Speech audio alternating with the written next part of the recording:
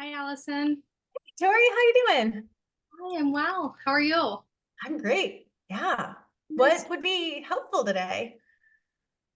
So I am actually just in my last day at my current job, which Congratulations. is really nice fortuitous timing. Um, Yeah. so I have kind of all my like I've got the tasky checklist done. Um, Good. I might need some encouragement. Okay. I'm feeling pretty scared about going out of network with insurance. I'm in a group practice right now where I'm paneled with like the three major providers in Illinois. I live in downtown. hmm And I'm deciding to go private pay and I'm scared. Okay. Well, first, it makes sense to be scared, not because it's so risky, but because it's new for you. So like I want to acknowledge, I don't think I've ever talked to anybody starting their practice who wasn't scared. I was terrified, like I was excited and terrified, and the mix of those was kind of a mess, but it is what it is. So it's scary not because you're not going to succeed, but just because you don't see it yet. Um, That's helpful. I think sometimes I've been equating feeling scared with meaning I'm not doing this right or this isn't going to work. And yeah, it's easy to do that, right? I mean, fear is there, fear is there to keep us from danger. So it makes sense that we're like, oh, maybe I shouldn't, maybe this is the wrong path for me, maybe I shouldn't be doing it. But fear is, it has evolved, right? To emails and things like that and not tigers. So it makes sense that you feel scared. It also, you're in great company with it. And I feel like extraordinarily confident that, especially in a city like Chicago, with really good, solid marketing and a really good, solid niche, like it's just a matter of time until you're full. well, and maybe that would be what could be helpful to talk about Let's is do it. the marketing. Do you want me to send you my website right now in the chat? Is it easiest just to talk? What would Yeah, let's talk. Tell me about your niche first, and we'll talk through marketing for it. Yeah, so I would say my niche is like a pretty specific client, and it's probably a woman, although I work with all genders, but probably a woman between about maybe 25 and 30 who presents as sort of having it all together, really good at being what other people want her to be. Mhm. Inside sort of feels like the wheels are falling off the bus. Yeah, yeah. Probably what she's coming to see me for is how that is showing up in her relationship to food or Mhm. feeling really distressed about her body image. But as we continue to work on those things, what we probably will end up figuring out is a lot of other things around relationships and her self identity. Love it, love it. Um, is your client someone who could be diagnosed with an eating disorder, or is it more? Okay, Yep. got it. Perfect. Well, my bread I and don't, butter. I don't use it, yes, which I found it especially helpful and your own website. But um, I don't use, and I would be curious your thoughts on this. I don't use a ton of like eating disorder diagnosis language on my website because when I've been thinking about my ideal clients, some of whom are coming with me and are going to pay out of Mhm. pocket, right? And it's interesting that it's all of my ideal clients who are the ones who are willing. I love that. Um, What a great like universe nudge. Like you've got fear, but you're on the right path. yeah, yeah. But when I was thinking about them, not a single one of them came in like, "Hey, Tori, I have bulimia and I want to work Mhm. on that," right? So I was trying to pull some of the language from our initial Yeah, set. perfect. Yeah. And so this is, I think this is such a good teaching moment for anybody listening or watching is like your ideal client within the eating disorder sphere is different from my ideal client in the eating disorder sphere. Because my ideal client is like, I've got an eating disorder. It's ruining my life. Like they are clear about it, Yeah, probably because they've been in therapy for it in the past. yeah. Or if it's a teenager for like in my group practice, I don't see teens, but like it's a parent who's like, oh shit, this needs attention and care. Yeah. Um, so it's so important to meet your ideal clients exactly where they're at so you can continue to get ideal clients. Because if Yeah. you use eating disorder language, they're going to be like, well, that's not me. I mean, like, it looks familiar, but it's not me. Um, yeah. So I think, are you talking on your website a lot about, oh, what was that? I just think that's like bolstering to hear you say that because, I think all the basic SEO stuff is like put in all these eating disorder terms. And I feel like that's going to scare away the people I'm seeking to attract. Yeah. And I think this happens with trauma therapists a lot, where their ideal clients aren't like, I was raped in college and that's why my relationships are all falling apart. It's anxiety or it's relationship issues. They're Yeah. showing up for a different reason. So for a trauma therapist to SEO the heck out of their website with trauma words isn't going to help. Yeah. Um, so there are many of these circumstances where it's like the underlying thing isn't what the client thinks they're coming into therapy for. So we got to just meet them where they're at with our marketing. Yeah. Um, so do you talk about on your website the body image stuff, the like some of those less in your face eating disorder things? Yeah, yeah, and that's where I found the worksheets about the niche really helpful. So like some of the language I have, like stuff like, maybe you wonder how you got here, constantly checking, how your body looks in the mirror, judging Mm-hmm. look, and then maybe even judging yourself for judging yourself. Um, Mm-hmm. and the people I work with like really want to be good. They really want to recover right or do the work right. Yeah. And so even playing with some of that like rigidity that comes into the care process is important. And I like want to Yeah. say I like see that and get that. Mm-hmm. Absolutely. So, okay. So you've got a website and you're speaking to your ideal client there. Are you networking as well? I am. I haven't done a ton yet because I felt constrained by time. Mm-hmm. Um, that's hopefully all going to change next week, right? I don't have a Yes. look. I have a lot of time to network. Yeah. Already got some network from working in this community, and I've been meeting up with folks just for coffees or dinners or things like that. I think though where I'm feeling a bit stuck is like beyond people I already know, like nutritionists or psychiatrists. Like I'm not sure who I should be seeking out as good referral sources. Mm-hmm. Let's think about your ideal client and where she calls or goes first.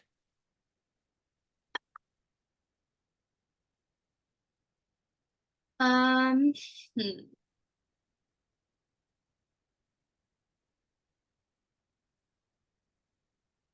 I think a lot of my clients present with thematic concerns that might either Mm-hmm. be related right to medical related concerns related to the eating disorder or might be sort of presentations of anxiety.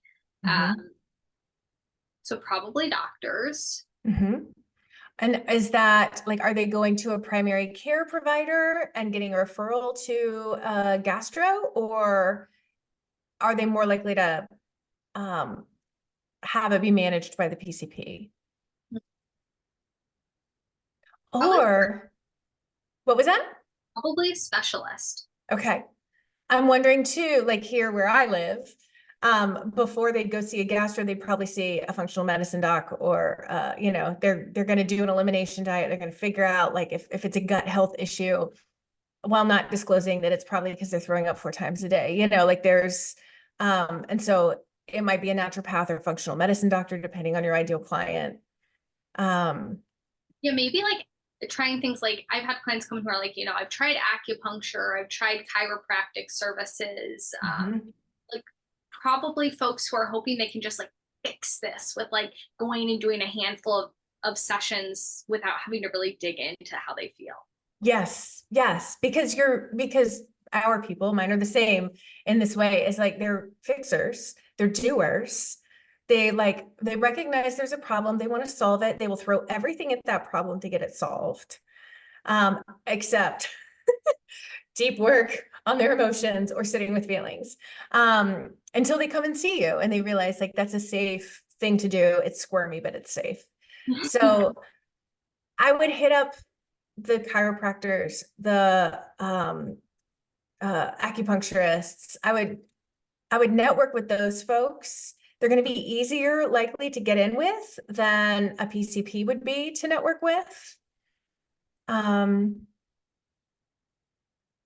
I think it would still really be beneficial for you to meet with gastroenterologists because they can sometimes see the signs of something like purging or malnutrition or things like that. And they may not ask in a way that has the patient be honest with them about what's going on with them food wise, but they'll know and they can Yeah. make the referral. Um, it might be really hard to get in with them. And my thing with doctors in busy practices is call the front desk, ask for the referral coordinator. If the referral coordinator, like when you get the referral coordinator on the line, I want you to have like a script you're going to say that's already written out because they want their information a lot faster than therapists tend to give it. And to just say like I'm a therapist who works with people with anxiety and eating disorders, and many of my clients have GI issues. I'm wondering how I can get on your referral list so that we can refer back and forth. Okay. Yeah. I'm just taking some notes. Yeah, yeah.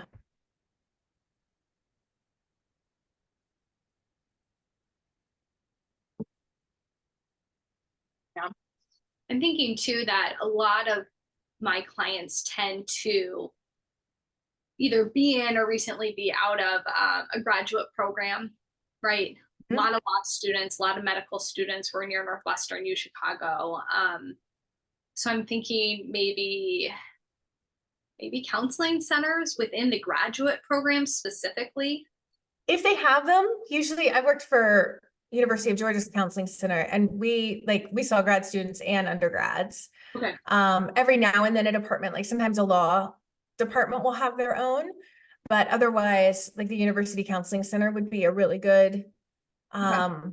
and just, let them know, like you're not generally working with undergrads if older people are more your bag. Okay. Yeah. And yeah, sometimes medical schools will have their own also. And you could probably just like Google around on their site and see. But getting in touch with the right people to get on referral lists. And then if it's possible to go, bring some store-bought cookies you put on a plate, or, like it doesn't have to be high effort or high cost, but if you can get some FaceTime with some folks, then they automatically feel more connected to you, more trusting of you, those kinds of things. Yeah. I mean, when I need to refer a client on or add someone to the team, I'm thinking of the people that I've had these good personal interactions with is so often what brings people to mind for me. Yeah, absolutely. Because you trust them, like you've had enough time and experience with them that you know the energy that they're going to bring to a person who's hurting.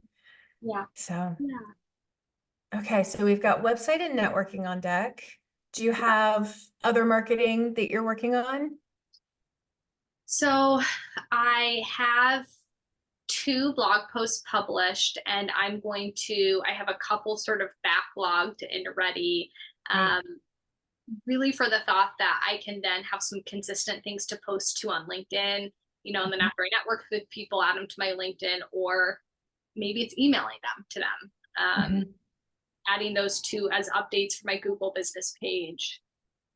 And then what I really like to do, I don't have any interest in doing social media, and so I'm not going to, Mhm. Good.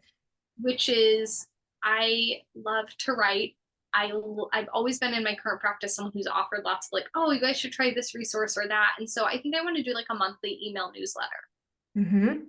Awesome. Have some cute designy parts for the person who did my logo. They're going to help design some stuff. So that's Mhm. something that I'm thinking could be a good way to just keep my name up in someone's like inbox.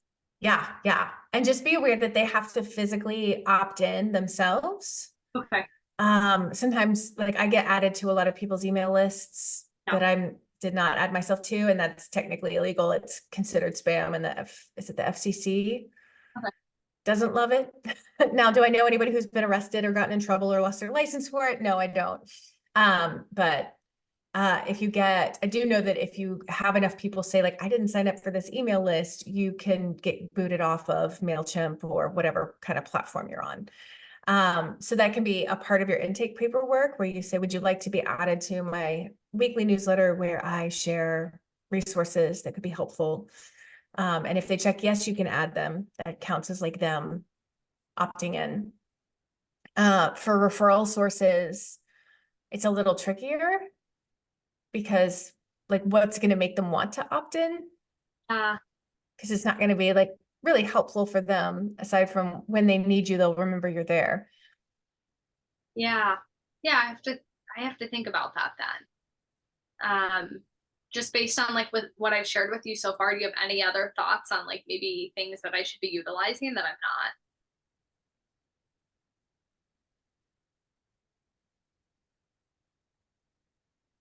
In terms of like marketing strategies, Yeah.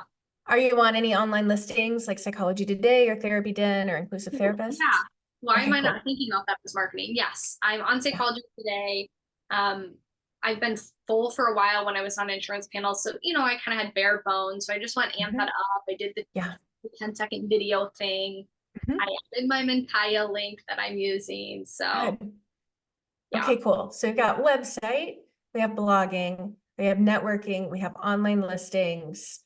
And email marketing, it depends on if we count. I don't count that usually as a marketing strategy until you've got a bunch of people on it. Right.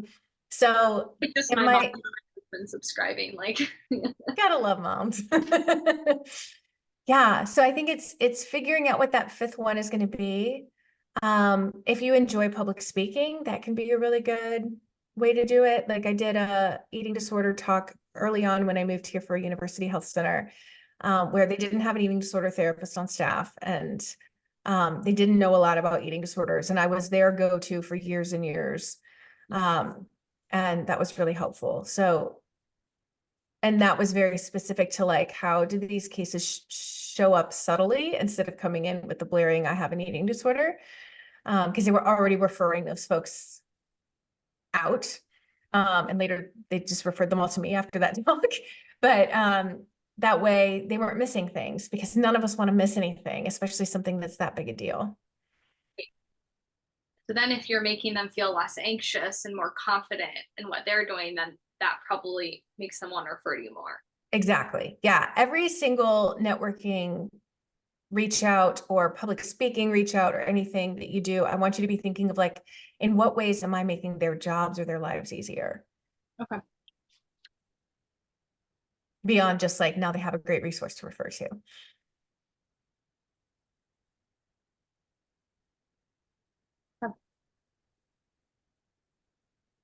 What about thoughts on how much time should I be investing in networking specifically with other therapists? Like I it think feels no brainer to me about like psychiatrists or dietitians, right? They want to Mhm. add a good therapist. Like, what about other therapists? Most therapists have no idea what they're doing with eating disorders. I mean, and I think most would admit that, and the fact that you do makes their lives much better, because there will be people like everybody listening right now, if you've got a full caseload, probably has somebody with some disordered eating at the very least. And you just don't know it because they're not disclosing it, or they're disclosing it in really subtle ways that you don't know how to pick up. I'm not speaking to you, I'm speaking to listeners. You know how to pick it up. But especially talking to other full therapists, with kind of aligned niches, I mean, you can keep your practice full just from that. If you have like 2 or 3 full therapists that refer to you consistently, it's amazing. Okay. Uh, That's helpful. versus another eating disorder therapist in town who's also starting their practice. That's not going to be the best bang for your time right now. But later, when you're both full or one of you is full, it'll be great. Okay. That makes sense to make that distinction. Yeah, yeah. And therapists are also way easier to network with. So it's like a lot less legwork to try to get in touch with them and get them in person. Most of the time, like if you send out 5 emails, 2 or 3 will come back and be like, yeah, sure. And that's it. And then you go get coffee together or something. So it's an easier get to be with another therapist. And it's also easier conversation because you're already, you're doing the same job. We have this commonality that makes us similar in some ways and makes it easier to connect. What do you think about like offering any sort of like consultation, like a group or a meetup or a thing like that as a networking strategy. Consultation groups can be great. Absolutely. And to just have it be like a peer consultation group, like nobody's getting paid, no, like you lead it to get it started, but then nobody's like in charge. Yeah. That's something I did back in Seattle that was really effective. And you get to know how people conceptualize and treat cases in a way that has you, like when somebody calls you, you're like, ah, this is Robert's person. Like this needs to go to Robert. Or Emily would be so amazing for this client. And so you can really give great referrals and get great referrals because you really know each other's work pretty well. Yeah. Is like it's just supportive of your own clinical growth, which I'm always a fan of. Yeah. Yeah. I mean, I think too that sometimes my anxiety shows up when I feel like, I have to like pitch myself so quickly. And I think there's a part of me that's like, yeah, but when people can really see the work that I do, I think that speaks for itself. But I think trying to get that across in these quick little, moments that can feel intimidating to me. Yeah, yeah, it can. And I think, yeah, consultations help with group consultation because you just get to know one another. You get to talk through for an extended period of time. And when you're networking with other people, you're not necessarily, you don't need to prove yourself. Yeah. I want to take the pressure off that you have to like prove yourself or be seen as um like you don't have to sell yourself, basically. You really are just showing up and connecting human to human.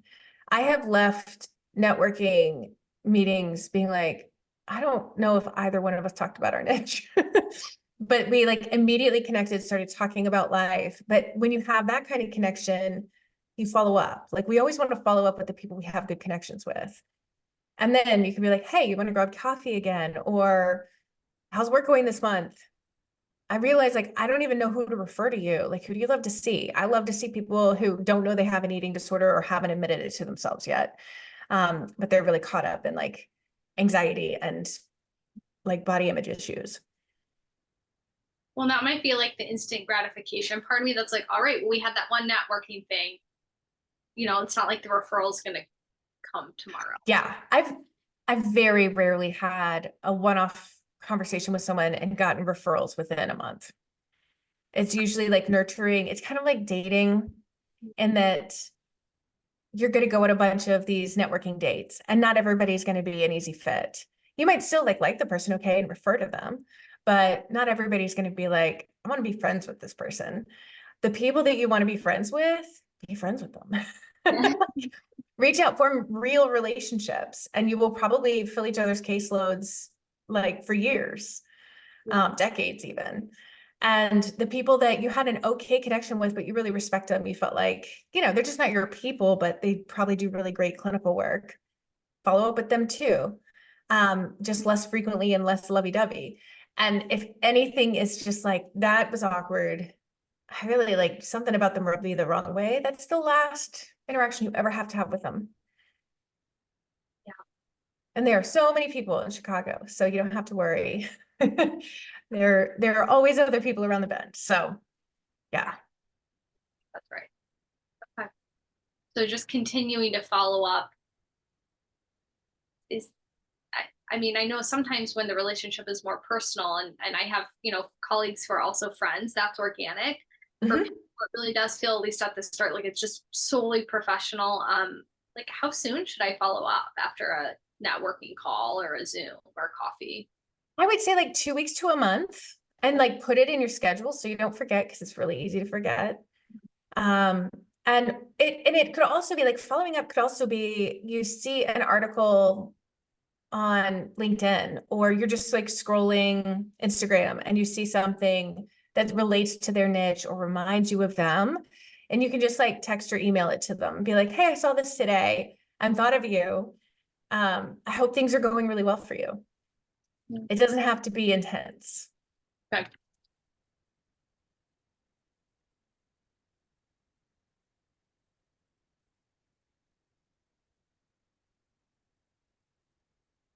Okay. Yeah.